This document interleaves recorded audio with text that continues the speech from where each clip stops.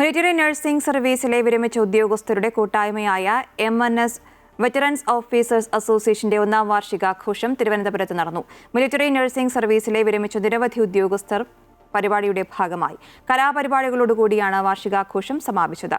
തുടർച്ചയായ പോരാട്ടങ്ങൾക്കൊടുവിൽ അവകാശങ്ങൾ നേടിയെടുത്തതിന്റെ ആഘോഷം കൂടിയായിരുന്നു നടന്നത്. നിഷേധിക്കപ്പെട്ട അവകാശങ്ങൾ പോരാട്ടത്തിലൂടെ നേടിയെടുത്തതിന്റെ വാർഷികാഘോഷം കൂടിയാണ് തിരുവനന്തപുരത്ത് നടന്നത്.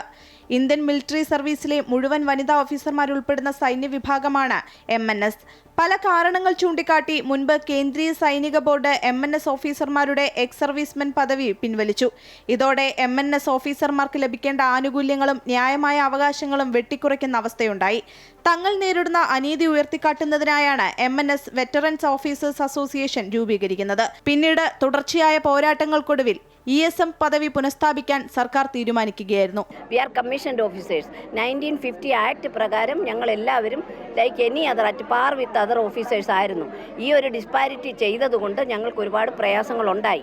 എന്നാൽ ഇന്നത് അതിനൊരു മാറ്റം വന്നു.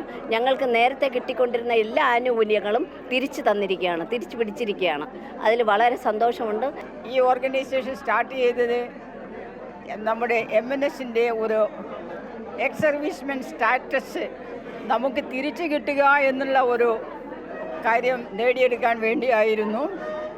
അത് ഈ 1ാമത്തെ നമ്മുടെ ഈ ജന്മദിനം എന്ന് തന്നെ പറയാം. അത് ആഘോഷിക്കുന്ന അവസരമാകുമ്പോഴേക്കും ഈ ഓർഗനൈസേഷൻ്റെ നേതാക്കന്മാർക്ക് അത് സാധിച്ചെടുക്കാൻ പറ്റി എന്നുള്ളതാണ്. And I congratulate all of dum.